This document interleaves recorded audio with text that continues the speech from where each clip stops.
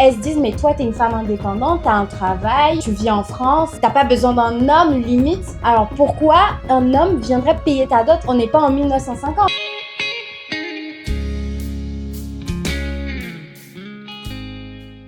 Bon, ça va pas, va falloir qu'on parle aujourd'hui. On a reçu énormément de commentaires sur la dot. Oh oui mon Dieu. Et je me rends compte que beaucoup d'entre vous découvrez ce que c'est que la dot. J'étais en mode oula, on va vous lire les commentaires, vous serez choqués. Franchement, en tant que Française, la dot me met mal à l'aise. Ça donne l'impression que l'homme achète la femme à sa famille. Alors, qu'est-ce qu'on peut dire là-dessus? En vrai, je comprends. Du point de vue d'une Française, parce que moi, je sais que j'ai des copines, elles aussi, au début, quand je leur en parlais de cette histoire de dot, quand je disais Lucas va aller payer ma dot, ben, elles étaient en mode, mais pourquoi payer, tu vois? En fait, c'est le mot payer la dot qui fait qu'à chaque fois, elles étaient un peu offusquées. Elles se disent, mais toi, t'es une femme indépendante, t'as un travail, tu vis en France, t'as pas besoin d'un homme limite. Alors pourquoi un homme viendrait payer ta dot? On n'est pas en 1950, tu vois? Vous avez l'impression, pour certains, que la dot, il s'agit de donner de l'argent littéralement à la famille de la mariée. Mais c'est pas vraiment ça la dot. C'est comme un peu une liste de mariage, si vous voulez,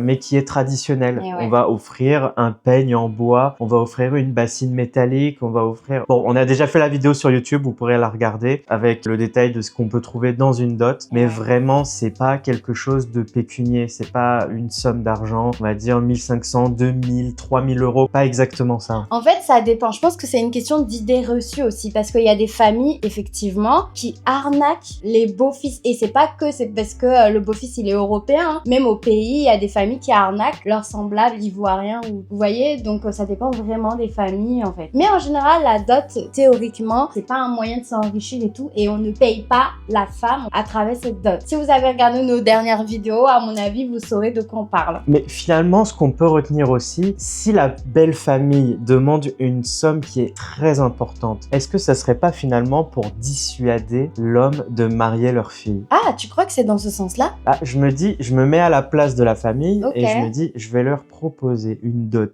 énorme. Comme ça va le dissuader de se marier avec ma fille. Oui, mais pourquoi est-ce que moi, en tant que mère ou père, j'empêcherais mon gendre d'épouser ma fille? Enfin, je veux dire, alors là, en général, quand le mec vient demander la main de ta fille, t'es content que quelqu'un vienne épouser ta fille, en fait. Pourquoi le dissuader? Enfin... Ça dépend du mec.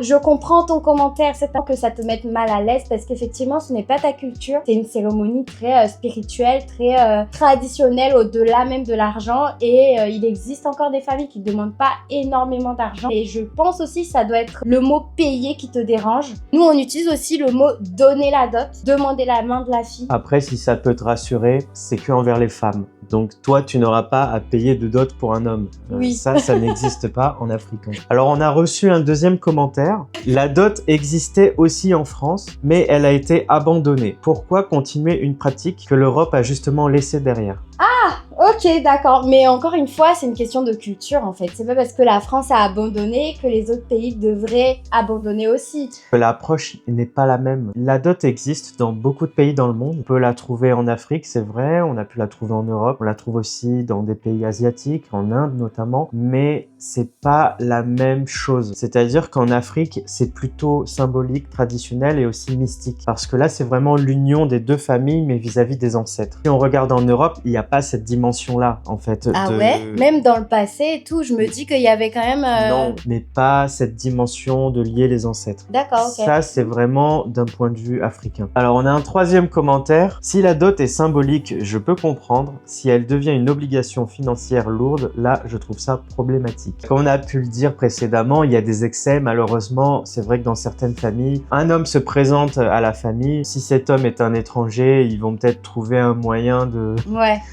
d'augmenter la dot artificiellement ou de l'arnaquer en partant du principe que cette personne-là ne maîtrise pas la chose et pourrait profiter de la situation. Et c'est pas une majorité des familles. Non. Là, on s'adresse vraiment à une minorité, je pense, ou alors dans certains pays, mais je ne connais pas les coutumes. Nous, en tout cas, en Côte d'Ivoire, c'est pas le cas. J'en ai pas entendu. Est-ce que toi, tu t'es senti obligé de payer une forte somme, toi? Alors obligé dans un sens oui, parce que c'est quand même ta culture. Ouais. Et en couple mixte, l'un a sa culture, l'autre a sa culture. Il faut trouver justement ce juste milieu pour se respecter, finalement respecter les traditions de l'un et de l'autre, bien sûr dans le respect de chacun. Donc pour moi la dot c'était un passage qui était inévitable parce que moi-même j'avais envie de respecter aussi tes traditions, mais aussi je connais ta famille me connaît, donc je sais très bien que j'ai pas affaire à des personnes mal intentionnées. Ouais, qui voulaient t'arnaquer au final en fait. C'est ça.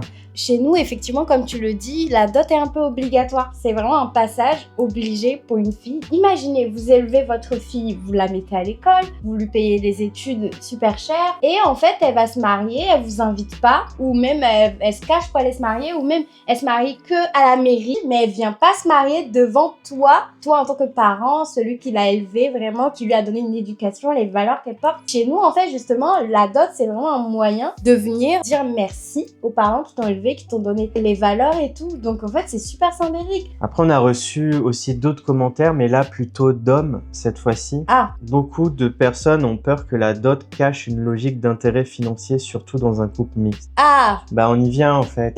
Je pense qu'il y a beaucoup d'arnaques. Il y a beaucoup de personnes en Afrique qui veulent rencontrer des blancs, pas forcément pour de très bonnes intentions. Malheureusement. Malheureusement, finalement, ça a eu quand même une grosse atteinte sur l'image des femmes africaines dans l'esprit collectif européen. C'est-à-dire que dès que tu commences à parler de dot, dès que tu commences à parler d'argent, bah là tout de suite c'est warning, red flag chez l'homme européen, parce que comme il vient d'Europe, il est riche ou je sais pas quoi.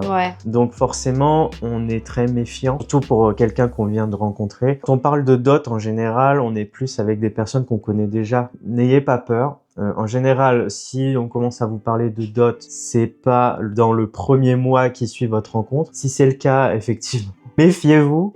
Mais encore une fois, l'exception peut confirmer la règle. Vous pouvez tout à fait rencontrer quelqu'un d'honnête et qui parle de mariage et de dot dans les premiers mois. Donc, conseil, faites d'abord bien connaissance avec la personne. Apprenez à la connaître. Apprenez à vous connaître, à connaître la famille de l'un et de l'autre, les traditions et les coutumes de l'un et de l'autre. Déjà, ça démystifiera beaucoup de choses. Ah oui. Vous vous rendrez compte que c'est pas forcément une généralité, mais faites attention. Ça a suscité aussi des questions autour de la dot, mais du couple moderne comme on peut l'entendre ici en Europe. Dans un couple moderne, finalement, qui doit décider? Le couple ou les familles? C'est vrai que c'est une question compliquée parce qu'au final, moi, ok, j'ai des racines africaines, j'ai baigné dans cette culture, mais au final, ça fait un moment que je suis en France, je suis devenue une femme moderne en fait. Je travaille, je suis pas à la maison, vous voyez. Mais malgré ça, je suis quand même attachée à cette histoire de dot. Alors du coup, qui a décidé au final pour nous deux? Alors, de mon point de vue africaine, je pense que j'ai pas décidé moi-même. Ma famille non plus n'a pas décidé, mais c'est quelque chose qui est intrinsèque à l'intérieur de moi-même depuis toute petite.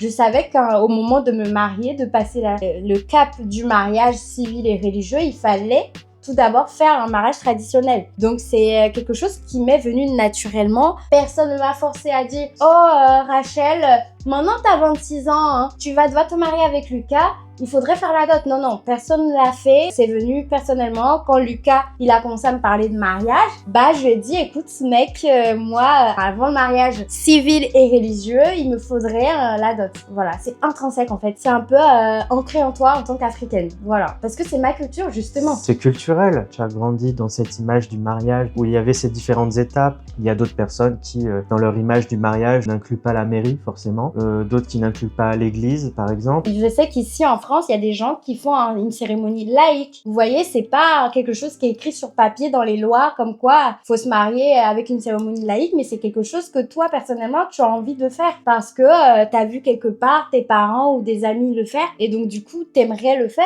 Nous, c'est un peu pareil. Mais l'exemple qu'on peut prendre ici en France, c'est les gens qui se marient à l'église catholique alors qu'ils sont pas pratiquants. Mais oui, voilà. Ou parfois même pas croyants, mais ils le font quand même parce que dans leur famille, tout le monde le fait. Imagine, moi, si j'avais pas fait le mariage traditionnel, je pense que j'aurais regretté quand même. Oui, mais parce que tu vois les choses comme ça. Oui. Mais il y a d'autres personnes pour qui ça parle moins, qui sont moins ancrées dans la tradition. Ok. Et qui peuvent se dire, je vais le faire quand même pour que ça soit bien vis-à-vis de ma famille. Ok. Voilà, tout simplement. Commentaire suivant, que je trouve aussi intéressant. Je préfère qu'on mette l'argent dans notre logement ou notre avenir plutôt que dans une dot. Alors, Je vais couper court là-dessus. La dot, c'est pas 100 000 euros. Non. Vous n'allez pas dépenser ni même 3 000 euros. Bah, J'espère pour vous. Parce que sinon, va falloir va se falloir questionner voir. un petit peu sur la relation que vous avez avec votre belle famille. Et surtout avec la fille, parce que la fille, en général, bon, il y a des familles qui montrent pas la liste à la fille, mais quand même, quand tu t'entends bien avec